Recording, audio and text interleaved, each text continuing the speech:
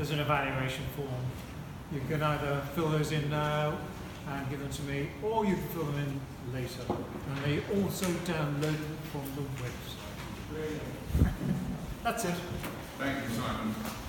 And thank you for all the statistics behind the scenes today. Yeah. Really helpful. I know you couldn't know everything about everything, but it's been, works reasonably well. Air conditioning, they've got some things to tweak, haven't they? Air conditioning, microphones. Although I think it's probably good for kids sing a song. Anyway, right, let's move on. The panel session.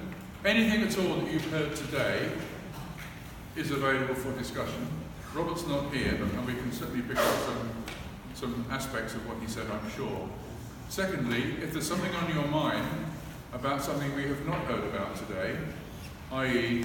prostate cancer diagnosis, treatment, latest developments in the press. I mean, we saw today the spit test. Last week it was immunotherapy. The week before it's something. Every day there's something. It might show me something again today that he's not here. That appeared today. So if you want a chance for you to ask, say our experts, our varied panel, anything you like, and we are going to finish at 4:30. So or before, but no later than. Okay, thank you very much. Opening question. Who has a question on their mind? Something you didn't ask before? Where should we go next year? That's a question for me. You mean with this thing? Yeah. Do you make an offer and we'll come to your place? Manchester. Manchester. Christie's. Christie's. Mind if I ask you? Could we stand up? Sorry. Just wanted to ask Rebecca to tell us a little bit more about orchid male cancer, what you do and how it fits in with our charity. Oh, wonderful. Thank you, yes. don't And I know. didn't pay him to ask that question, but thank you very much. I will stand up if that's helpful. So my name is Rebecca. I'm absolutely delighted to be here. I've known Roger for many years, and before Roger I knew Sandy and Rowena, and certainly had the pleasure of getting to know David, who I still do miss. But David certainly was an absolute treasure and is much missed. So it's wonderful to be here today. Orchid is a small charity. We're based in London, but we're UK-wide. We work in 3 disease areas and across 3 specific areas of work. So we focus on prostate, testicular and penile cancer. For those of you who want a little bit of information, testicular affects about 2,200 men between about the ages of 15 and 45. Penile cancer is rare, but it is a nasty cancer. It's growing. It's very prevalent in Scotland, where we're about to do a big piece of work, and that's about 600 men across the UK. The areas we work in are research, so we fund research. We probably do less funding of research now than we did when I first joined, and part of that is because, as I said, we're small, we don't have a huge income, and we've invested a lot of our resources and time in developing services. So we have NAS-led services, so we have a free phone helpline that you're welcome to use, staffed by 2 specialist nurses. We have a prostate cancer information project, which is specifically focused on men from Black African and Black Caribbean communities, and that's working in London. But the 2 members of staff on that are very experienced, and they're always happy to come out to your support groups if you would like to come and have somebody talk. We also have leaflets. We produce a range of different publications covering all aspects of male cancer. We've got a website, and we've got a very good resource, which actually Roger and the 2 gentlemen from I was talking to you about, which is your private testicular cancer resource for schools. So if any of you want to get some tips on talking to schools, talking to young people, have a look at your private testicular cancer. Make sure you add in testicular cancer, otherwise all sorts of treasures will come up on the website if you type in your private. But it's a really, really good resource, and by all means have a look at it and come to us if you need anything. And the third area of our work is education and awareness. So we do road shows, we run campaigns, we have an awareness week, which some of you may have seen. And this year's awareness week focused on prostate cancer. If you have a look on our website, we've got a really good report. You can order that from us as well, which talks about prostate cancer, the future of prostate cancer, and makes some recommendations, and we've got a couple of resources as well which you can take to GP surgeries. So if you need any of our resources, if you want to make contacts, if any of the men in your groups want to use our telephone helpline, you're more than welcome to do so. And thank you very much, Roger, and thank you also for giving me the opportunity to talk about testing. So it's www.orchid-cancer.org.uk. You can get to it from the TACL website. Okay? Yes, we're a partner, of course. Okay. So thank you, Rebecca. Your privates thing, we're going to steal with pride some of that material and see if we can use it for our Save a Dad campaign. When we talk about material for teenagers, there are other issues for under 18s that, just with all due respect, talking to the audience here, so we have to be very careful how we approach that. And also I've been warned about my little walnut. I normally hold up a walnut and say, Save a Dad, somebody told me recently, nut allergies, beware of nut allergies. Okay, fine.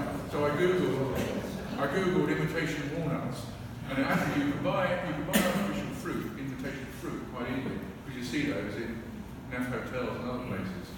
I couldn't find an artificial walnut, but then I googled Chinese walnut, and I got all these responses from these sites in China. You can buy anything.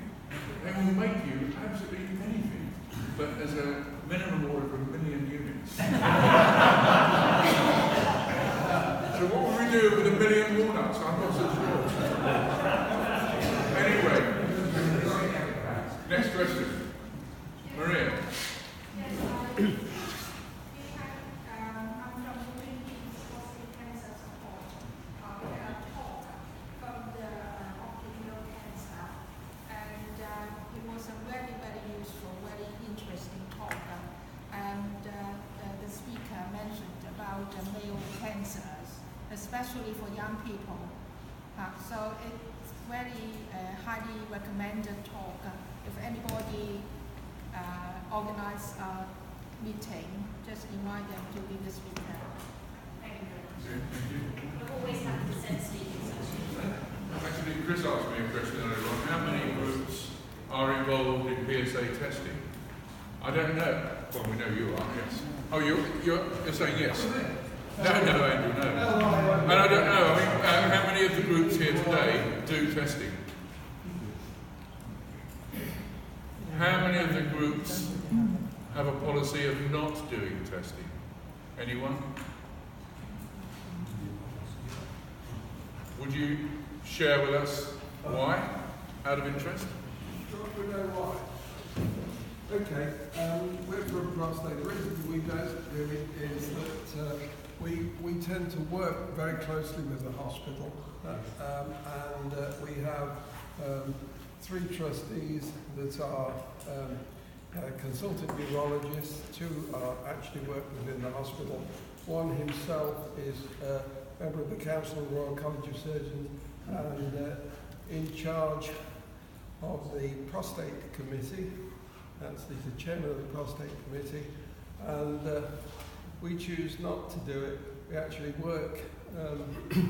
We work with research. In fact, we're working with John Van Geest at the moment on a new test for prostate cancer, gene test that hopefully, when it all comes out, will show just by new blood test who's got aggressive and who's got non-aggressive cancer, without the need of even a biopsy. So that's what we're following, and that's our policy. It doesn't mean that we don't agree with you doing testing, but we like working with the hospital, which we work closely. We've got 2 nurses with UHL hospitals, one in oncology and one in urology. A completely joint funding arrangement, and the arrangement works well with us. We've got 5 support groups, and in a month, just our little charity, we support 250 husbands and wives in our groups that meet. That's the reason why. Nothing personal to you. So we beg to differ, but carry on testing. We think you're great, and please respect us. Andrew. How do people get to see the GP? to have the PSA test, because certainly in the area I come from, the GPs don't seem to be interested. If you're alive, How do you get GPs more interested? how do you manage to get your GP? Oh yeah, basically how we managed to get the GP is we've already had GP training courses with our urologists. That last time we did that with Spire Hospital, that they go round and we have meetings throughout the county and they talk about primary and secondary care and working with them, and we're just about to set up a whole new cycle of GP courses with Nuffield Health. We work very closely with Nuffield Health. So that's how we do it. We actually have meeting the GPs. So somebody goes to their GP saying, have a chat with them, saying, I would like a PSA test. The GP will do it.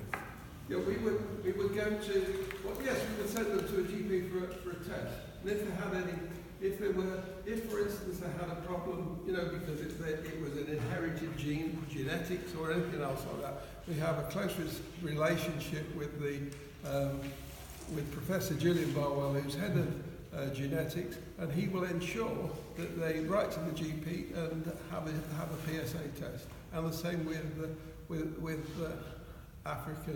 of African descent. So that's how we do it. Thank you. Okay. Steve.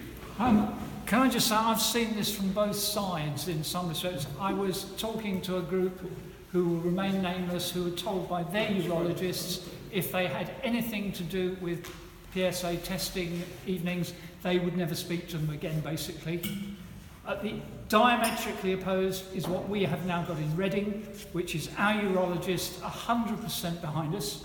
We have just done, organised by our local Lions Club, a PSA testing event where we have just this afternoon sent off 2,250 letters because we had 2,300 men turn up. Our urologists have seen all of those results, who've supervised it, they were there on the day. So it's very, very varied. As far as training GPs is concerned, I've got to say Prostate Cancer UK do a very good training programme for GPs if only you can get them to go to those training sessions. They're really balanced, they're really good. I've spoken as a patient on one of them, I hope to do again. But it's trying to get GPs to go and learn. Yeah, Terry by the way, from Teesside Support Group. One of the biggest problems with prostate cancer is getting men diagnosed early enough, because the PSA has been frowned upon because it hasn't got 100% positivity with its results. Yet there are other things out there which never seem to get a mention. I've got an article here from the Sunday Mail in November 17, and this is a urine test, and it's researched at the Radboud, R-A-D-B-O-U-D, University Medical Centre in the Netherlands, and it's reported that the test is known as the Select MDX, is more effective at detecting biomarkers of prostate cancer than the currently commonly used blood test. It says it is 98% accurate and distinguishing men who do have the disease from those who do not. And it says that not only does it identify whether or not you've got prostate cancer, it also identifies how aggressive the cancer is. There are biomarkers which says how aggressive the cancer is. So it does away with the PSA test and biopsy. Well, sounds too good to be true, Chris. The problem is it can't do away with the PSA test at the moment because it's too expensive. I think it's the next, using these biomarkers, and there are several, and this is an encouraging one, it's the next test after a PSA. So I think you get your PSA, if your PSA is abnormal, then you look for a biomarker. You can split PSA up into isoforms and so on and so forth, and from a blood test for a couple of £100, you can work out your likelihood of having prostate cancer on the one hand, or an aggressive prostate cancer. And you can say to, say, a 78-year-old man, well, you've got a 10% chance of having an aggressive and 90% chance of having a non-aggressive, and I'm thinking of a specific individual, and the guy just said, oh, that's brilliant. 9 out of 10, I'm happy with those odds, I won't go any further. So there are these biomarkers around, and more will come on stream. I don't know the details of the saliva test yet. I shall read my journal, aka the Daily Mail, when I get back. and take it from there. But all the time, you've got this cost element. So I think that's the problem with that urine test. Yeah, the cost of the corner, that was £225. Yeah, that's how I understood it, 200. So, is there anything you wanted to say on? First, as you know, the prostate enlarges all the time. You know, that's a characteristic of human being. In rodent it shrink actually, but in human it grows. So it's not just a PSA. PSA could be just a enlarged prostate. So you have to, as the other person mentioned, you have to have done twice, 2 times to make sure that is it increasing or is it staying as it is. So it's important to follow it. And as another gentleman mentioned, it's important to go back to the same clinic who you had it done with to ensure consistency. So if you want to compare something, you have to make sure it's the same people who have done the test. So that's one thing. Many of these tests on the saliva or this one, initial result could be good, and they were. It just happened that the group of people they tested, it worked on, and they obtained these 90% accuracy. It's when they do it with big random trial, when they don't know it sort of number is an issue here in terms of to confirm the validity of the test for that. Okay, thank you. Can I just ask, may I ask you a question? Yeah. I spoke to a number of people at Seabreak who were amazed at how you find the time. I'm not asking for a demonstration or anything like that. But if I would say to you, if you didn't have the time, and you could only do 3 of those things on your list, Yeah. is it possible to say what 3 things would you choose? 3 protocols. Far-infrared sauna for detoxing the skin. I mean, we live in a toxic environment. We can't get away from that. Just every day, we absorb so many toxins, be it in the house, external. So far-infrared saunas. Say it again, Far-infrared saunas, or saunas, detox the skin. Right. Coffee enemas. Yeah, I knew that would be coming. I asked for that, yeah. Definitely coffee enemas. Yeah, as I say, before I was diagnosed, I would never ever have considered it, but doing my research and understanding the benefits of it, then yeah, definitely coffee enemas. And for me personally, with the brain tumour, it's the cannabis oil I feel has helped. Now I know it's contentious subject, and I know there is a lot of research behind it just now. There's a lot of trials going on, but certainly for me, having the brain tumour, I feel that it has helped me as it passes the blood-brain barrier. But everyone's different, and as Stephanie mentioned in her talk, you have to be in tune, with your body, because I've done a lot of things that I've not mentioned there that I don't feel were as beneficial, but other people will think that it's beneficial for them. That's what's helped them on their cancer journey, but I haven't resonated with them as much. So it's just getting in tune with yourself, and it's trial and error. Okay. A lot of the things that are trial and error, but for me personally, it's okay, thank you. When you say cannabis oil, how do you take it? What physically do you swallow it? Do you buy it in skin? Yeah, so there's 2 things. The CBD comes in a ball as drops. CBD. So cannabis. Yes, exactly. Yeah. And most health food shops are actually selling that now. I was in Holden Barrett during the week there, and they had it on the counter. I don't know, if it's synthetic or I don't know anything about it. But the one that I take is certified organic. I know where it's come from, and it's basically drops under my tongue. I take it at night. But I also take the other part, the THC, But unfortunately that is the psychoactive part, and how that comes is, there's a documentary called Run From The Cure. I don't know if any of you guys have seen that. It's an American guy called Rick Simpson, and how it's his process. So it comes, it's like a black tar. So you just put a bit on the tip of your finger and rub it in your gums. I don't take that often, just every now and again. I feel when I need to have it, I'll have that. But I only take it when I go to bed, because I don't necessarily like the effect that it has. So I'll only take it when I'm going to sleep. But certainly the CBD, I do take that regular.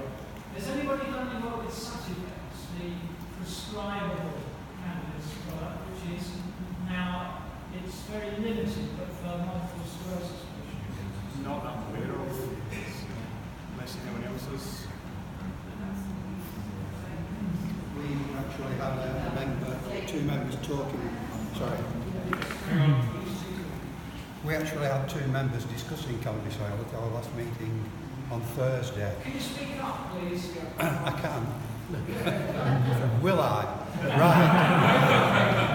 Right. We had two members actually discussing this at one of our meetings last Thursday, and they found that the Barrett one is only 5%. It's one of the weakest you can buy, so don't waste your money on it. That was there.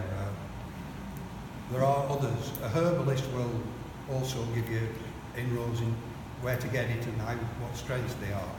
But the Holland and Barrett, I believe, is only 5%. So there are other areas. And again, they put drops and rub it in the roof of the mouth, I believe. There is actually a study going on in Nottingham at the moment for the full plant extract, and it's subsidised as well. So I'm not on that trial, but I am aware of it. So you know, people with cancer can then join that study and receive the cannabis oil at subsidised prices. Okay. Yeah, thanks. First of all, I'd like to thank the speakers. It's been a very interesting debate. So the question is, I'm going to ask you is, recent surveys showed the amount of suicide in prostate cancers are very high for people with advanced cancers.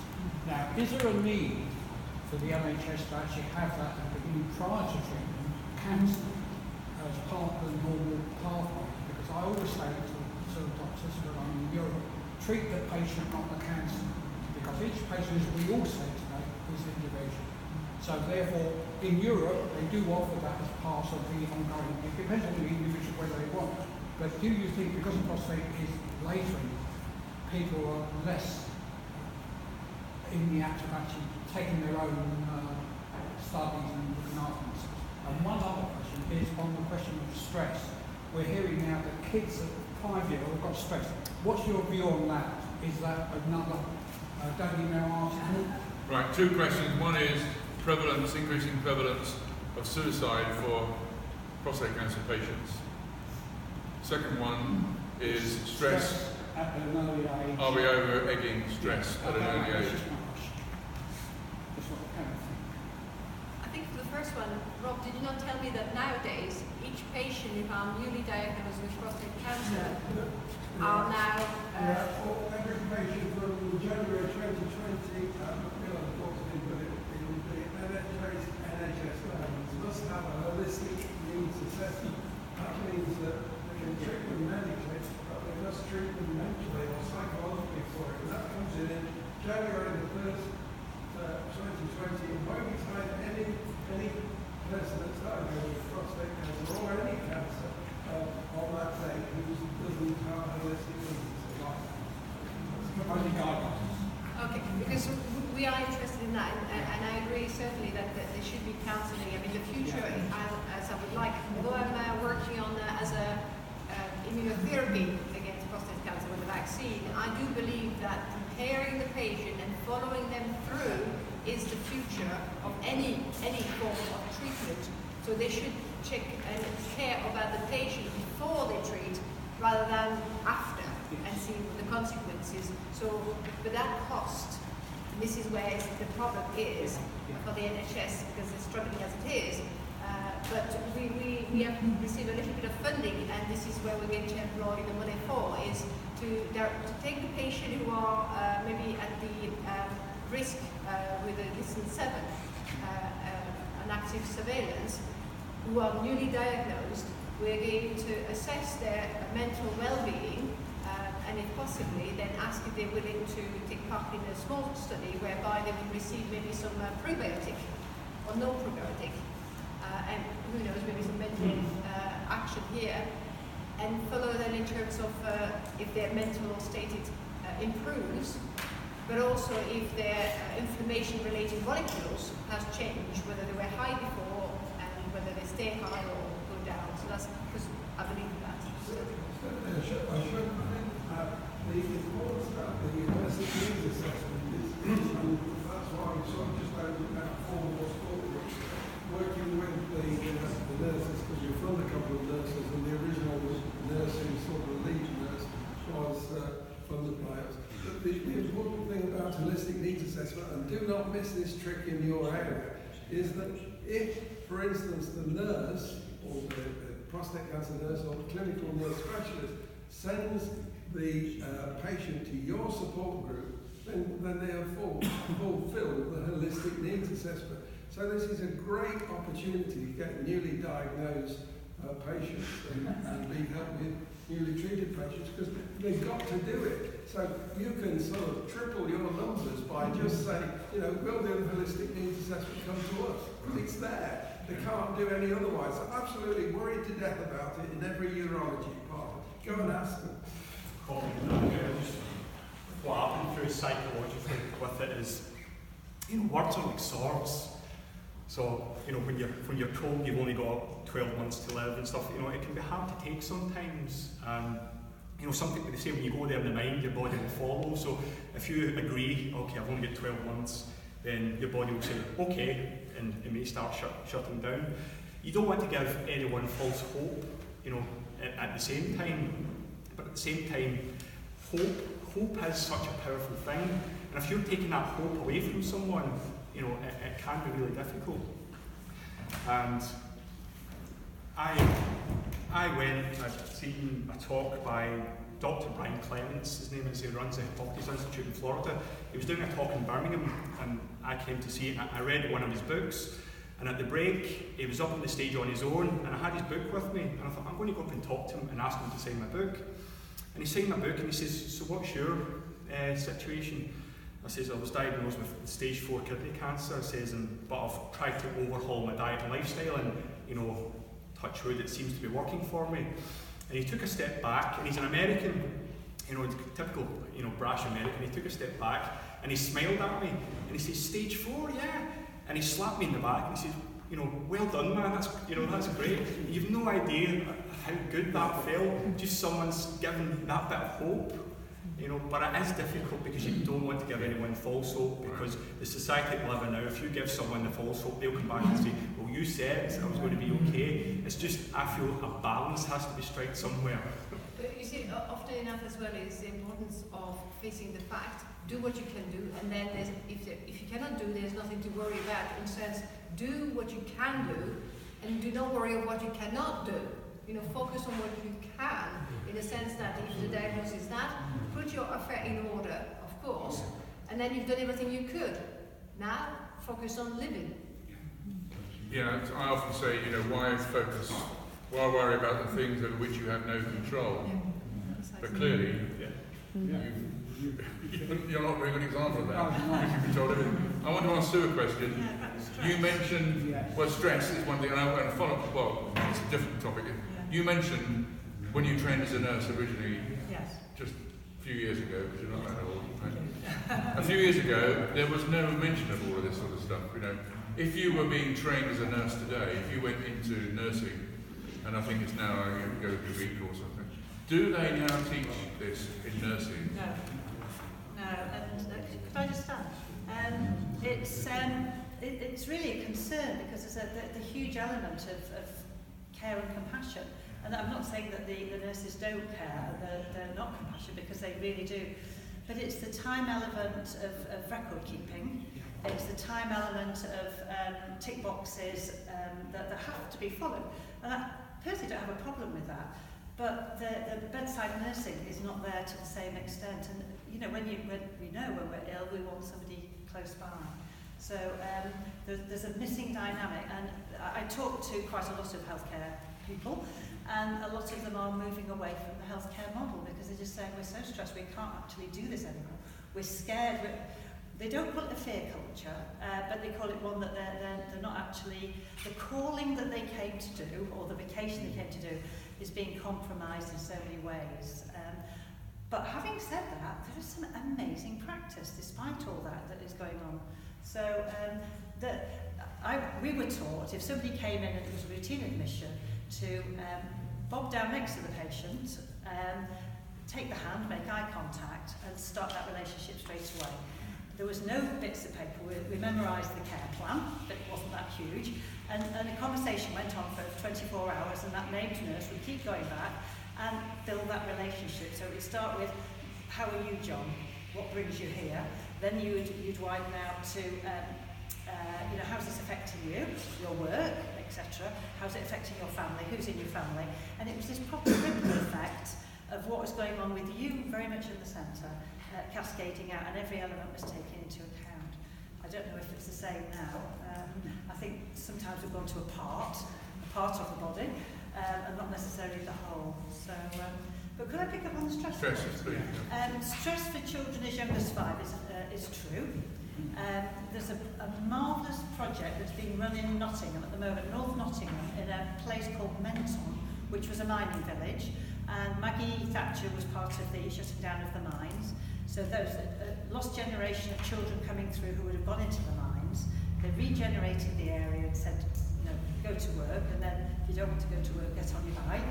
And there's a terrible fractured community of people where the children are very, very stressed. They are born with stress. They're born with the fight-flight mechanism fully activated. So the project that's been running now for about 4 years is called Each Amazing Breath. And a young lady who was the CEO of the Holocaust Centre, which is based just outside Newark, took this on with somebody in America. And they've run this project, and Menton now has become a mindfulness town, a mindfulness village. And I was working with the High Sheriff of Nottinghamshire as his ambassador, and we went to look at what had happened in this school. And Helen, the lady running it, with the Home Office, because the police got involved because of the amount of crime that was going on as a consequence, she was teaching the children how to breathe, as we did during the short talk, because they have not been taught how to breathe, so they are constantly in fight-flight. It's taking about 3 weeks per small group of children to teach them how to breathe, because they have to hold on to it, because they are constantly ready for something untoward to happen. The consequence of the children being taught, whatever they call it, they're nearly going up to big school, so I don't know year numbers anymore. And they said, we're going up to big school, we're loving this, all the markers of the Prostate, everything went in the right direction. They said, but could we become child ambassadors? And they went, ooh, well, we haven't thought about that. So they put together a programme teaching the children to teach the youngsters. And the youngsters, so we went in, and they're taught to breathe like a rainbow as they breathe, and then breathe out so they slow it down. And now the children go home, and when mum might give them a clap round the ear for being cheeky, they'll say, don't do that, mum. We need to talk about this. What? What do you mean? Then mum's coming in, or dad's coming into school saying, what are you doing to my Johnny? So they're running mindfulness groups for, or Each Amazing Breath for the parents, because they've seen the consequence of what's happened to the children. And something truly amazing has happened. So it's that recognition through the police, who funded it to start with, saying, there are many, many children who are born with the active fight-flight, in utero all the way through. So there are some fantastic things going on. Each Amazing Breath, it's called. Interesting, you refer to them as pit children. I've never thought about that phrase.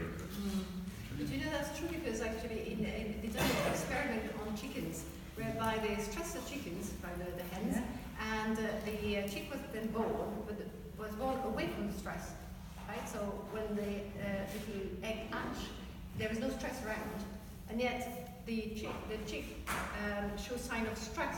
So you know when you can alter your genes, you see this is an exterior phenomenon, and it's affecting your gene so much so that the next generation is affected.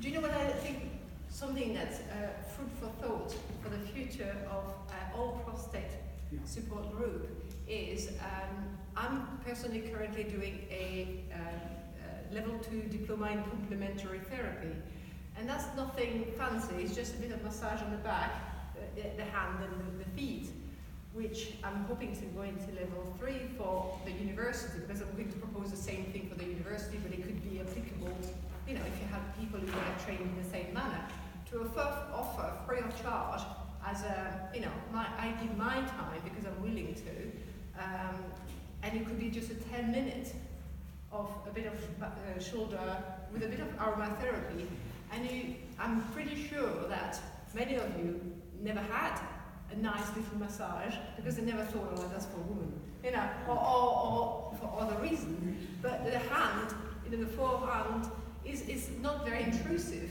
you know, just the forehand. But you don't understand the power of the touch. You mentioned it, massage, right. You know. So if you were to implement that, you would have to have a trained one for each group. But I'm saying that's for the future. I think that's being implemented because the support group tackle with here, which is very, very important. Now we need to move one step more, and that would be the touch. You know, you would give, and it doesn't have to be a woman. It could be any, you know, any of you training. You just have to be willing and caring enough to pass it on to someone else. But trust me, being touched by someone else, just a hand, and with the aromatherapy, which is phenomenal. You know, this powerful smell. Because I know because we're having done on each other. So, you know, and there's two men in our course actually. So I'm going to offer it to the staff of Nottingham Trent University. I'm hoping to anyway. But this is something that I think food for thought for the support group. Okay, thank you. We have 1 minute left. Any burning question that you want to raise? Quick one for Chris. No. You spoke lightly about it. When a man goes for a PSA to his doctor and he fobs him off. I go to several meetings, I've brought around quite a few meetings in the Lancashire area, and we get that somebody who's got that story every week to tell them, told them to come back when they've got symptoms. Now the form that is issued for it is PCRMP, is it? PCRMP, yeah. Where does that originate? Who do we get those up? They're not PCUK, they're not the Federation, are they? No, NHS. It's it's public health or NHS. Public health England, yeah. Right, so that's where you get them from. Because I think we should actually put it around these. All our members should go to the doctors and leave some of these. Well, the problem is if you look at that 26-page document and you open it up on page 2, halfway down, it says GPs should not initiate a discussion on PSA testing with asymptomatic men. In other words, they should not start the discussion unless you go there with symptoms. That needs to change, and that was revised a year ago and it was not taken out, so that is still the current guidance. Well, the one that I've seen is just one sheet, it hasn't got that on it.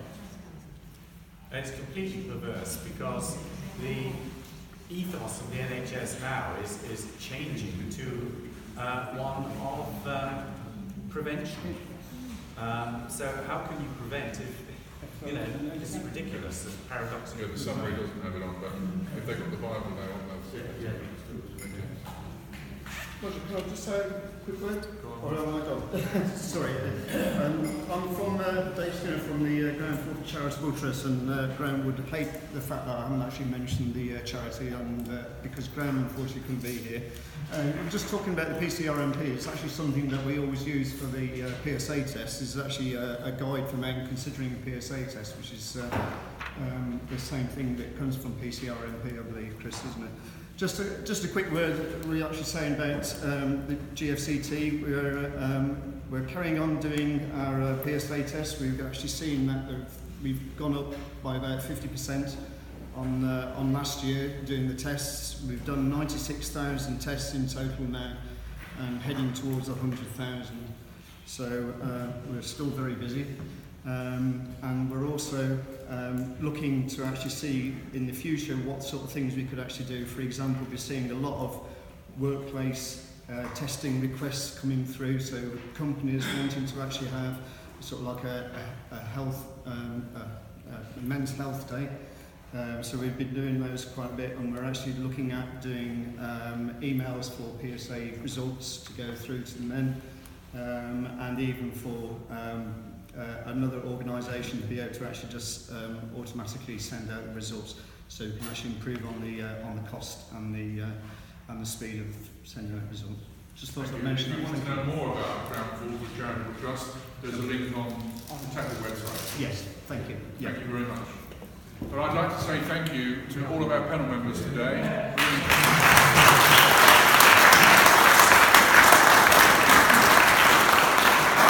So, taxis over the road at Lucas House. Safe journey home. Don't forget to fill in the assessments and the